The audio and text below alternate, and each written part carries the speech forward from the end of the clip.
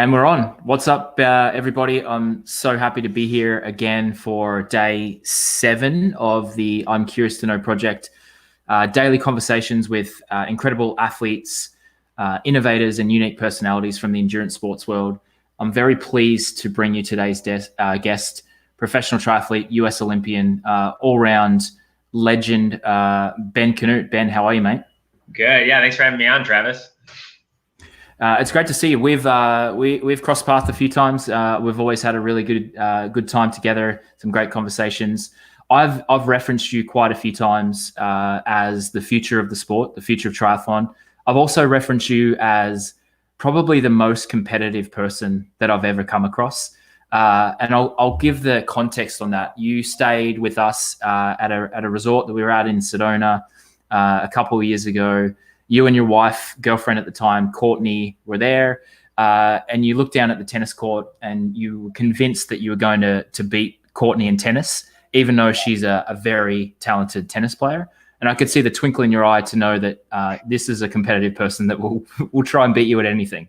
My wife is in the background rolling her eyes because that's a funny story behind that. Because, yeah, we did go down and play tennis, and she's more competitive than she lets on as well. And she was pissed because I started beating her for like the first game or two, and then she proceeded to come back and put me in my place. But yeah, that's kind of the story of our dating a little bit too. I don't let anybody win. So she can hold her own though. Yeah, that's awesome. I can see that in her as well.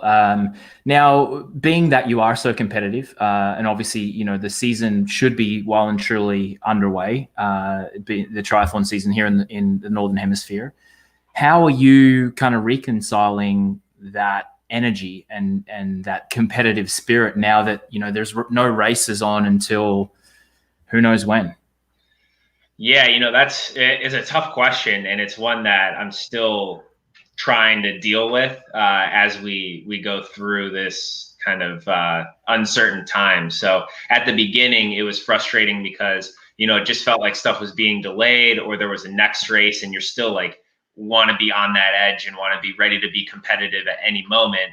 Whereas like right now, there's been so many things pushed back, delayed. It feels more like the season would start up, late summer, the earliest, early fall, sometime there. So I've reassessed and re-looked. Whereas at the beginning, I was jumping on Zwift, trying to get in races. I was trying to figure out time trials or stuff I could do on my own, like wondering if I should go out and chase Strava segments. But instead of kind of not wasting my energy, but instead of focusing a bunch on that, I've slowed down a bit and taken the time to refocus and use my energy to, strengthen my weaknesses and make myself a more complete athlete at the end of this period, so that when racing does happen, I'll be more prepared. Yeah. I like that. I had a conversation with Craig Alexander a couple of weeks ago, and I kind of talked to him about the same thing. Like, if you were an athlete, he's still racing, but he's not as in it as you are. Let's say, I said, what would be your advice? And he said, treat it like an extended off season, work on those weaknesses, work on those 1%ers, spend time developing your whole game.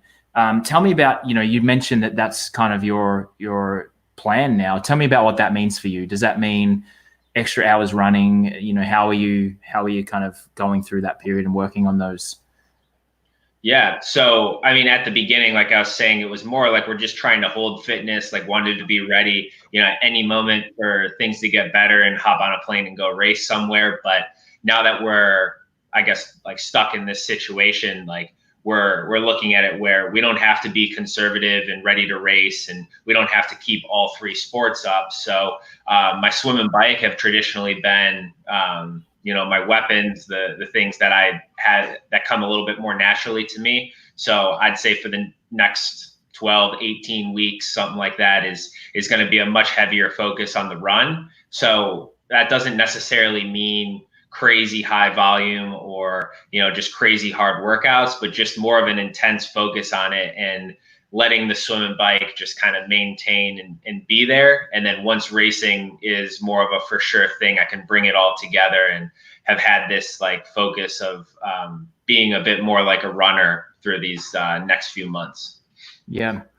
Talk to me about the motivation.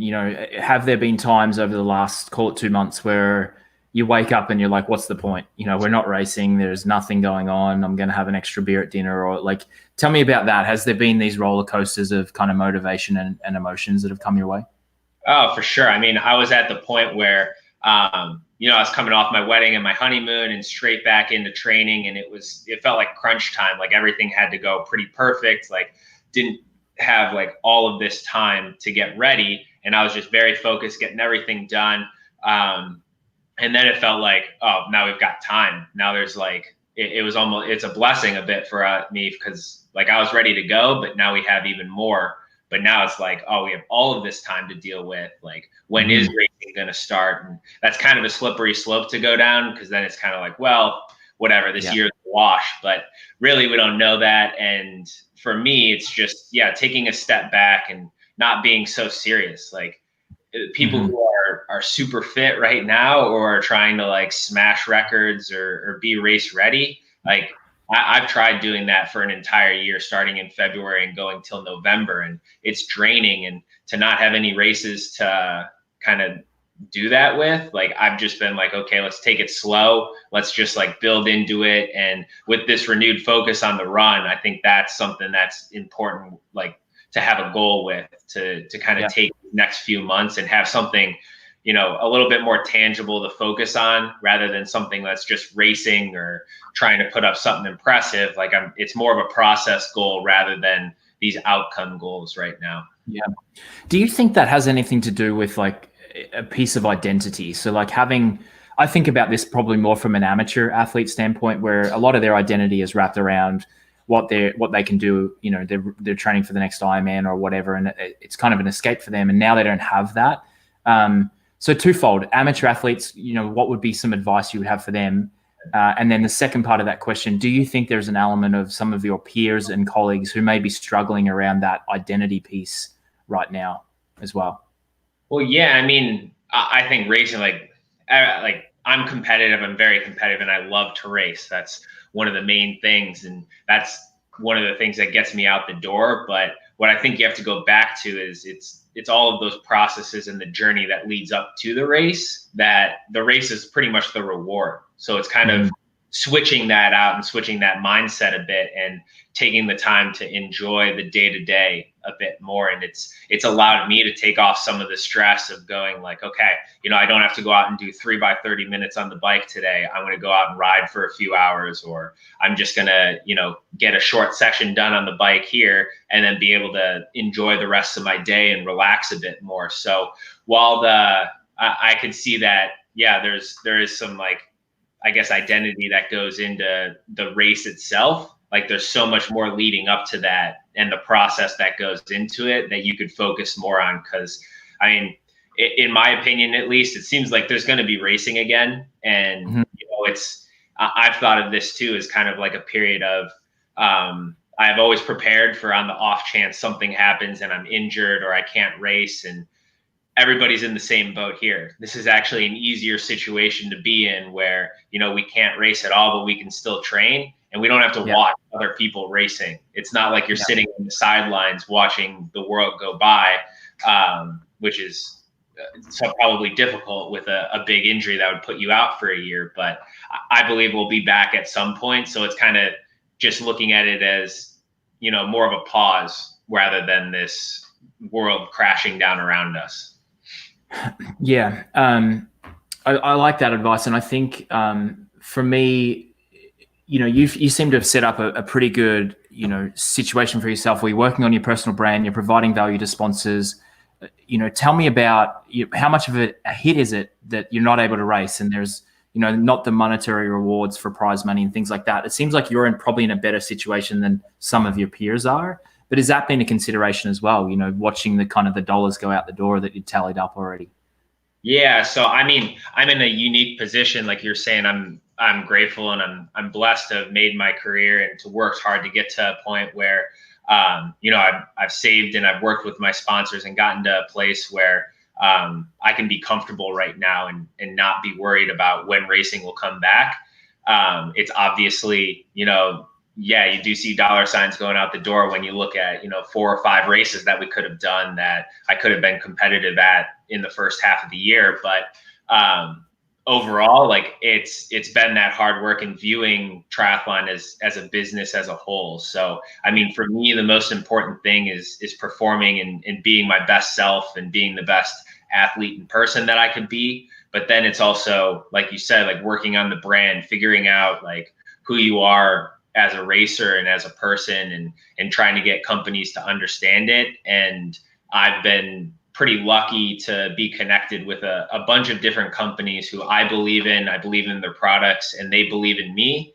And so when you find that, it's not something gimmicky. You're not selling constantly. You just believe in the product. And it's very natural for me to talk about my sponsors and what I like about them and why I would continue to work with them.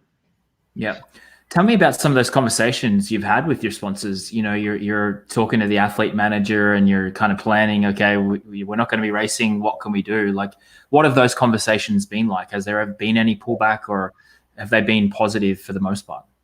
I think everybody's staying relatively positive. It's just been a bit of a shift for people. So, and it depends like what country your sponsors are based out of. I've got some that work pretty closely with people in Italy, and they've, rearranged a lot of their manufacturing to help donate masks or PPE for the workers who need it where there's a shortage. And, others are just kind of keeping their branding as it kind of continues and focusing on, healthy lifestyle, being outside. And yeah, it's really interesting to kind of see, like, yeah, I feel like it's this broad spectrum of, some people are majorly affected in their industry and some people aren't. And, I find it very interesting, just being in Phoenix where we're allowed to go outside. I've never seen so many people on the canal paths here, out on the trails, at trailheads. Yeah. It's kind of this conundrum, I guess, for me, because I'm like, wow, it's awesome to see so many people out. And I feel like there's going to be a boom in the endurance industry because everybody's being so fit right now and getting out. But then it's also hoping that everybody's keeping their distance a little bit. Yeah.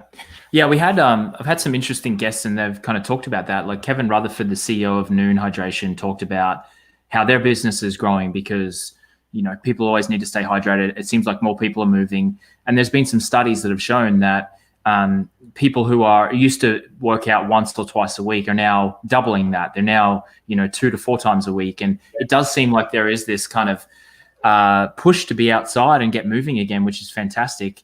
I've also noticed that around here, at least, and we got some feedback the other day that said it was the case elsewhere, is people seem to be so much more kind. They're waving to each other as they're running by each other. They're given a wide berth, but they're, shaking hand, given a wave. And I hope to see that continue as well. Yeah, definitely. No, I think that I find it really interesting because it's just, if you can weather this time, like I feel like the industry is going to be like really great. Like I've heard people say they're going to sign up for half marathons who, they just started running and they've found, hey, I'm more fit than I have, and I've really enjoyed this running thing. So I want to go sign up for some races. So I think that'll be great. And when the time comes, it'll be awesome to support like all of the local races that, are trying to make a comeback after this. Yeah. Now tell me about that personal brand building. I know that you and Courtney work really closely together to create content and provide value away from the course for your sponsors. Tell me about that process. Is it a strategy, or are you kind of ad hoc each day, like, oh, we should do this? Or are you guys sitting down at the beginning of the week, beginning of the month saying, here's what we want to populate, here's what we need to create, here's what we want to talk about? Yeah, so I think it really starts with communication with the sponsors and seeing what they're looking for in their brand. And, I think one of the biggest mistakes that a lot of triathletes can make, or a lot of athletes who start working with a sponsor, is they kind of expect the brand, or they just kind of expect to be told what to do. But if you can talk and you can say like, hey, this is what I can offer, these are what my posts look like, or this is what we could do, like, or what sort of branding are you guys doing on a day-to-day basis? Like, where's your advertising going and how do I fit into that? And then probably, trying to just create some content. And it's something that Courtney and I were having a constant conversation of, what are sponsors asking of us right now? What can we offer them? That could be a cool thing that, maybe some other sponsors have liked. And that's anything from, audio workout type files to videos to pictures. So it's kind of this ongoing conversation of like what's going on with the branding right now and making sure that you fit into it. And it goes back to believing in that too. And if you can have an open conversation with the people who are behind the product, like that to me, I think is the biggest thing, because then whether it's yourself or you're working with a team like Courtney and I, like you can go and you can plan out like what are some of the things that we can do, because when that relationship is not genuine, then it gets like real forced and it's just hard. Yeah, and it is hard because you're lucky that you have Courtney to help, and I know that a lot of people, and I say lucky with respect, you guys have worked for that, so I'm not discounting that at all. But some people don't have that ability, or maybe they don't have the strategy or the foresight to be able to create that for themselves. And all they want to do is like race and train and what have you, and there's a little bit of pushback, but that's not the reality of our current world. And you guys have you're at the forefront of that, from what I can gather. Well, and you see it all the time. Like, I mean, and I was guilty of this for a while too, where I thought that, qualifying for an Olympic team would mean people would be banging down my door to get sponsorships, but it's really not. Like, you have to come to the table with something. And I mean, I even found like the Olympics are only marketable to a certain extent. Like, you have to be able to speak, you have to be able to interact, and just being visible, I think, is important. And, some people have some really professional stuff that they do, but even somebody who's just updating their followers or just being genuine and being able to communicate, like people respond really well to that. People who are like honest and open and willing to let others into their lifestyle a little bit. And that's kind of what Courtney and I try to do through, whatever it is that we're working on, is just giving a little bit of like that look inside of what it takes for us to do what we do. Yeah. You guys do a great job. I love the Cribs edition, where you guys go to these open houses and show us around these beautiful places in Phoenix. I also love your coffee content, and we had a great comment here from John Young, who's a big fan of the show. Great to see you here again, John. He asked about the science lab behind you, which is really just the coffee machine. Tell us about your affinity for coffee. That was my first irresponsible purchase as a professional triathlete. I saved up for it for a while, for a few years, and after working on my pour overs and all of that, like I looked at it and I'm like, oh, I think I have enough saved now, and researched for like a year before buying anything. But yeah, it's my espresso machine set up back behind me. And I think it just, you see it a lot, and it kind of comes with the culture a little, but I'm a science major and a physiology major. And I just ended up really kind of, I guess, geeking out behind a lot of the science behind the coffee, and just figuring out like how to make a really, really good cup. And there's a lot of great resources out there. I think like Matt Perger and some of these other guys like get way into like coffee extraction, best way to make any type of coffee, whether it's French press, pour over, espresso. And it's fun to have. And it's just like a hobby of mine. I've enjoyed everything from just hanging out in coffee shops all over the world to making it at home. So Courtney and I both enjoy having a cup of coffee, like, and not having to go out to the shops, especially right now. Yeah, I love it.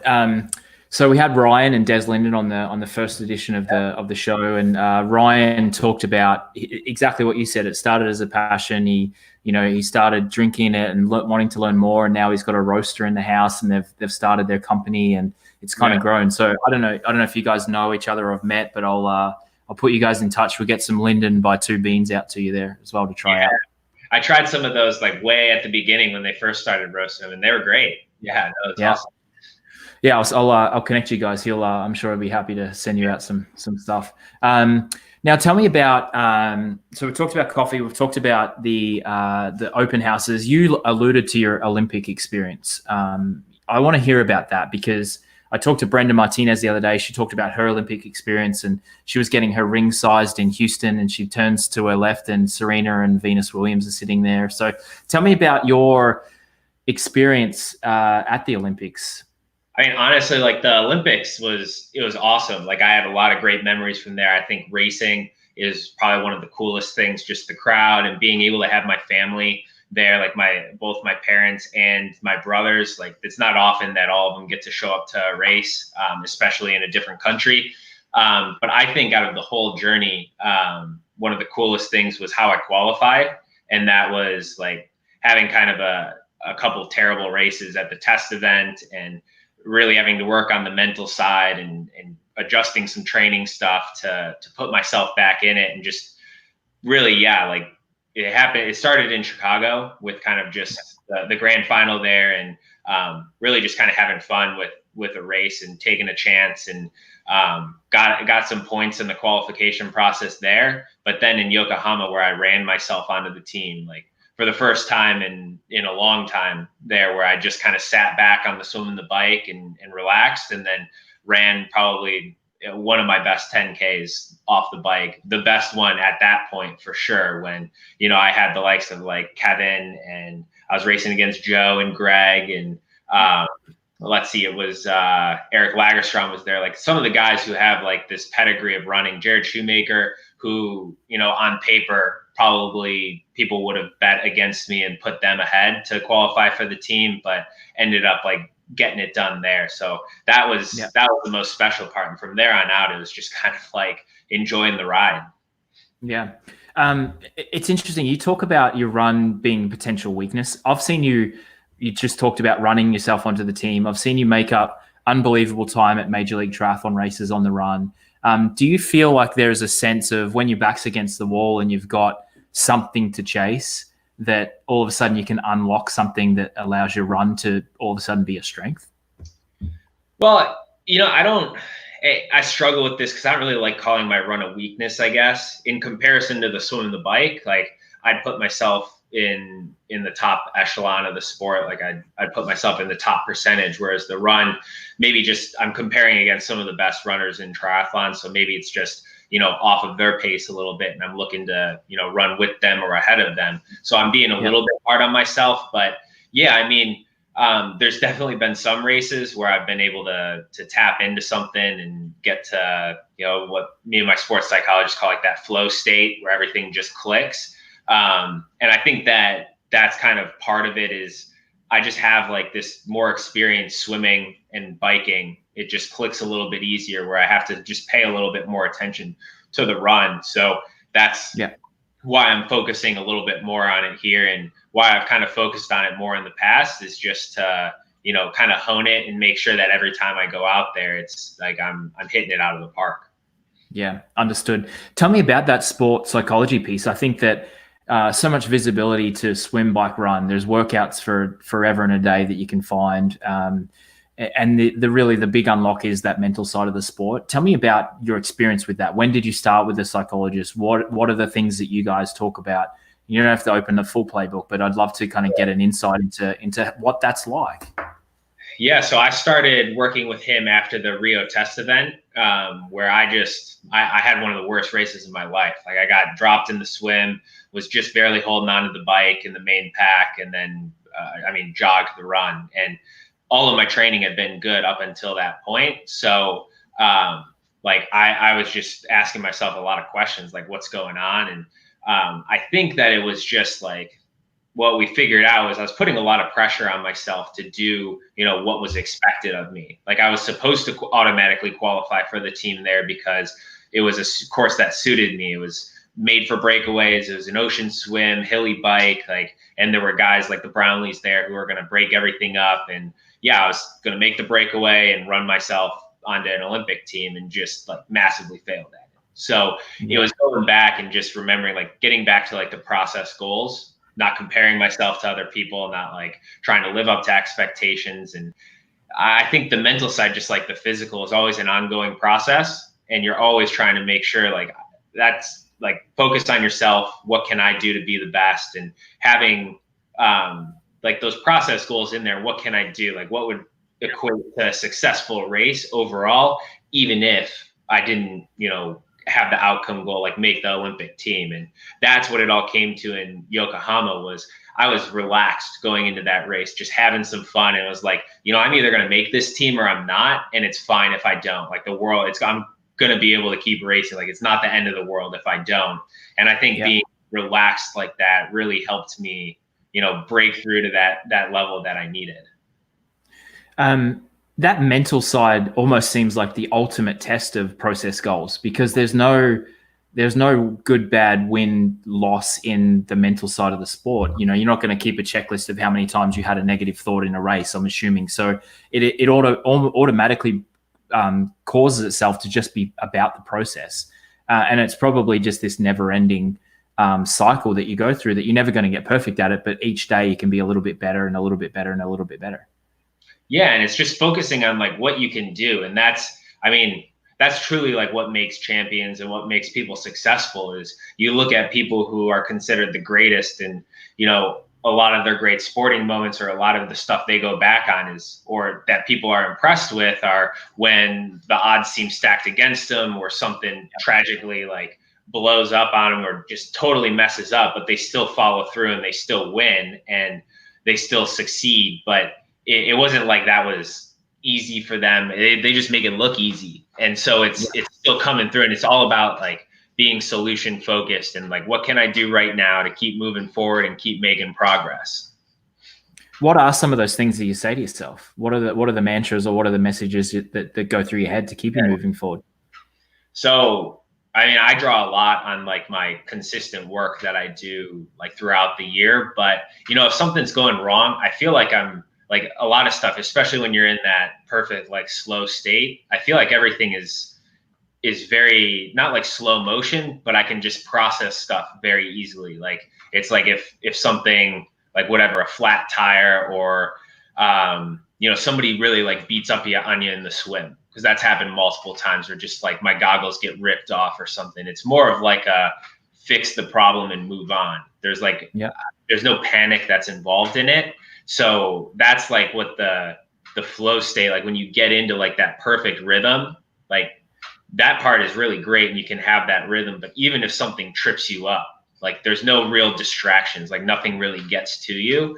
And it's not always easy to, tap into, because you're not always feeling fantastic or anything. But like that's the trick. And for me, I've found like I can be an emotional racer, and I think that in a lot of ways that helps me. But really like having that calm feeling through the race and just being able to process everything is, I think, pretty key to being a good racer.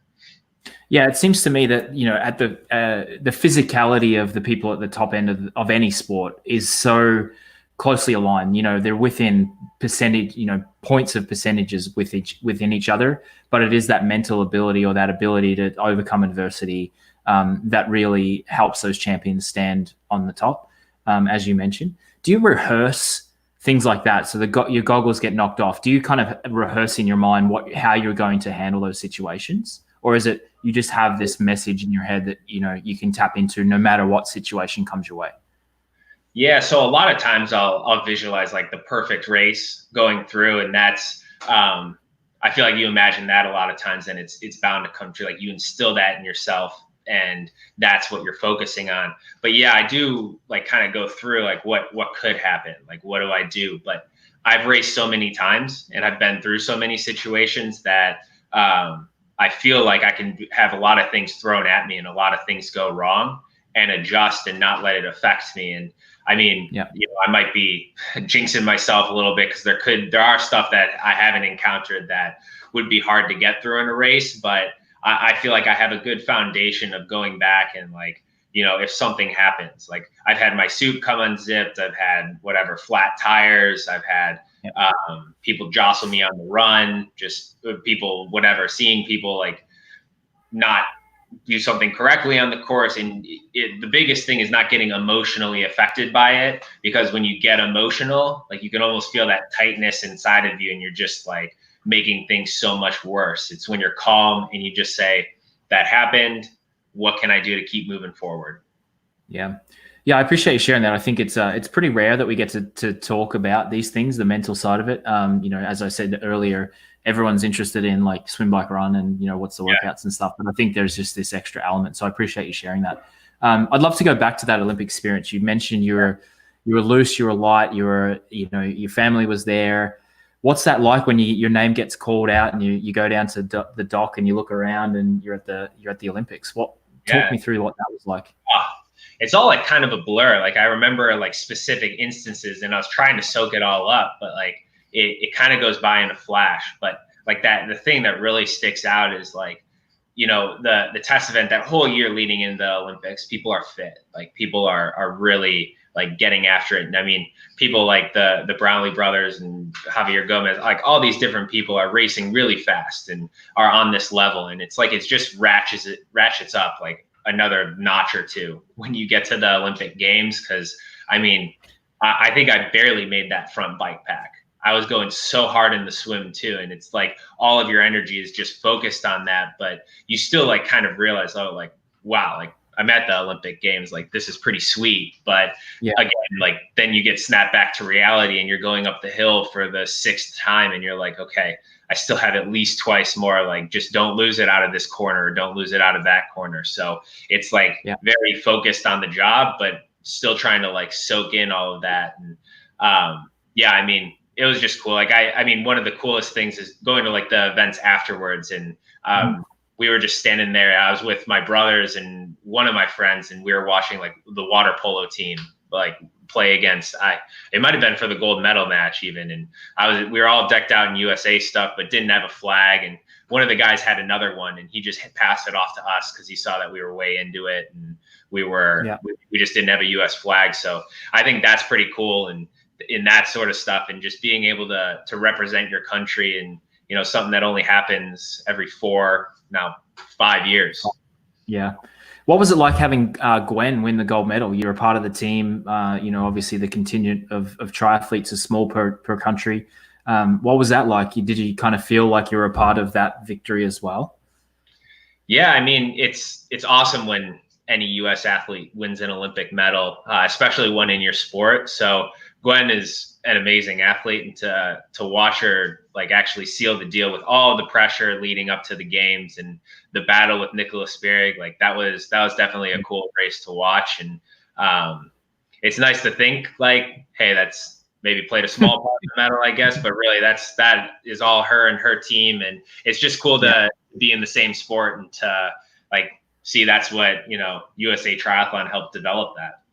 Yeah. Is the goal Tokyo, or is the goal moving on to 70.3 and beyond? What's the goal kind of coming up for you?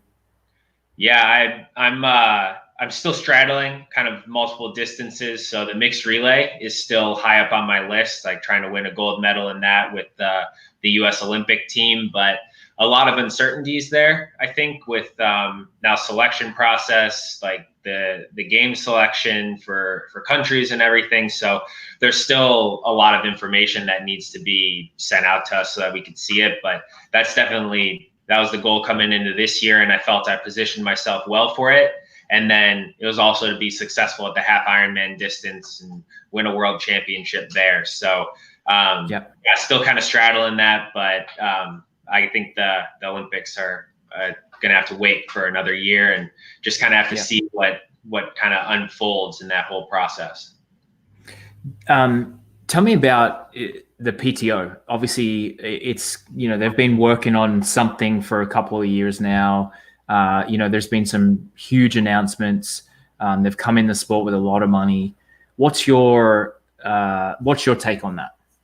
Yeah, I think it's fantastic. And honestly, I think that, some people might argue like, oh, it's a difficult time for them to break in, but like, this is the perfect time. Like, this is the time pros are coming together, taking ownership of the sport, showing the value that they have and showing everybody that we're not just like in it for ourselves. We'd like everybody to be involved in this. And yeah, I think it's great that, people who are directly involved in the races are trying to add their input and just trying to be more involved than ever. So I'm definitely for it. I'm a part of it. And yeah, they've been really great in these times, helping people who, some of the various pros, like especially ones that are, middle of the pack who might need a little bit more help than others. So I think it's a similar version to like what tennis did, where the tennis players, they took ownership of their sport and helped elevate it. we're just trying to take ownership and, create this great experience for everybody involved. Yeah. Yeah, it's interesting. I talked to Crowley about it. I think it's good. My concern is similar to what you see in pro cycling, where money comes into the sport and then it kind of vanishes as quickly as it came, and it leaves a bit of a hole for people. That's my concern. I wish them the best. I'm a fan of the sport. I'm a somewhat of a historian and a tri geek from way back, and I want to see it succeed. I want a new generation of athletes to get paid what they're worth. My concern is that it will leave a hole if it doesn't work. Well, it seems like they have a pretty good plan, like moving forward. And it seems like they're in it for the long haul. And as you said, like it's been a few years in the making. And I'm honestly, I'm real impressed that they've had the just work ethic, like the wherewithal to keep continuing through and to take it all the way to this point. And even in an unideal year, continue to push forward with everything. Because I mean, like you said, like I've been around the sport for a decent amount of time to watch big money races come and go. And it seems like we've been lucky enough to have one race replace another. But it's always disappointing to watch those, starting with like the Bud Light series going away. Like Lifetime has disappeared on the pro circuit. You have Hy-Vee that used to be there, Island House, and they stick around for a few years and then disappear. But I'm hoping with like the buy-in from all of the professionals that, this is something that we're trying to make last long-term and should be a good addition to the sport as a whole for a while. Yeah. What's your opinion on the upcoming potential acquisition of Ironman? Do you have any thoughts on that? I'm watching it. So, I mean, I think it'd be cool if the PTO acquired it. I'm not sure exactly all of the details behind like what's going on or what the plans are and everything. So I'm sure there are some people who could speak way better on it than I can. But I think as long as people who are in charge of Ironman care about each individual racer and the racing experience, like that's the most important thing. And it's the same thing, like it aligns with the money. Like I think that being too concerned with, making a profit on everything can be, a little bit dangerous. But I mean, I think that it's a good thing for people who really care about the sport, which the PTO does. So, and whoever's trying to buy Ironman, as long as they really care about the race experience and the people who are funding that race experience, every single athlete, like that's the most important thing to me. Yeah.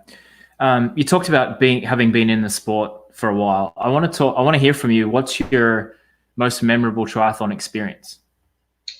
Yeah, that's a hard one because the sport's been so good to me. I've had quite a few. Like, I mean, growing up in the sport, racing with a kids team, I think one of the most memorable times there is my brother winning a youth elite national championship, and it was in Colorado Springs, and just one of those races where they were trading off back and forth, and 3 or 4 guys came off the bike pretty close, and my brother was like a runner, but he wasn't quite a runner. And these other 2 guys, people were like, oh yeah, they're super fast. And one of them, it was like Hunter Honeycutt and Tony Smorgowitz. So, and Tony went on and ran in college, but Josh, like it was back and forth. And Tim Young, who's still involved with USAT, was announcing the race, just like he announces the junior races now. And did a great job calling it in, just back and forth. And my brother Josh ended up winning it. And then later that year, he dropped the mic and he's like, I'm retired. I'm going out on top, and focused on his swimming. So I always thought that was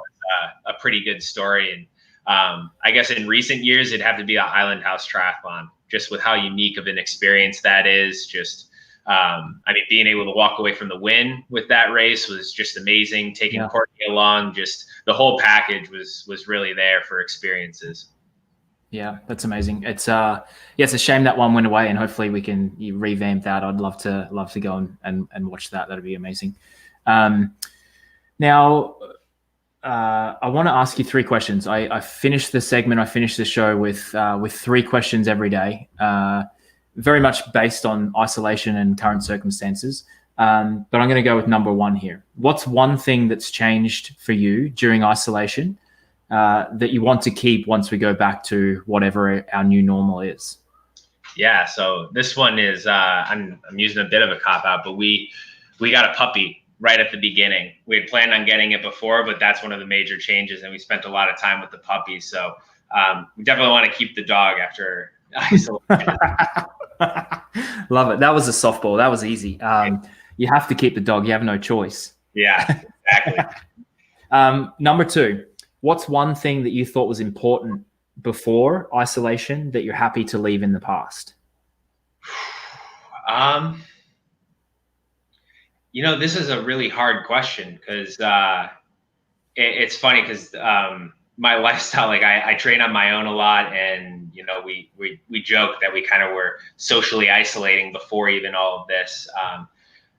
I would say, yeah, I'm gonna answer a different question. I'd say that hanging out with friends and being around family, like we knew it was important beforehand, but like right now, like I think that it's especially important. We're lucky enough to have like some family that's close by here. So I think maybe beforehand, like we kind of would do our own thing a little, but just kind of going back to like family values, especially, and just reinforcing that has been pretty cool to see. Yeah.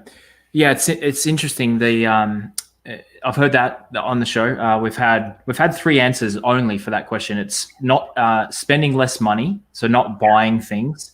The second one was social media and not feeling like it is something that you have to do. And then the other one was gratitude and not taking friends and family for granted. So it's interesting. They've been the 3 answers in 7 days. So I feel like the shopping one could be dangerous because I think some people are shopping to make themselves feel better. And I think I've been a little bit guilty of that at one point or another. And so. Yeah, it's interesting. I've been the opposite. I can't remember the last time I bought a ride-on mower. That was the last thing I bought. It's a big purchase, obviously, but it was I don't think I've spent anything else. Like, we get the groceries delivered. We're not going to coffee shops. Yeah. So my Amex bill has never been so good. That's awesome. Yeah, it's splurging on the groceries for us too. Feel like, getting the groceries delivered and you have the big list of stuff that you can order from. And you're like, man, we haven't had fruit snacks in years. Let's get some fruit snacks. Yeah, throw those on the list. Yeah. Get 5 packets. Why not? Third question, last question. What's been the most memorable, joyful moment that you've had during isolation?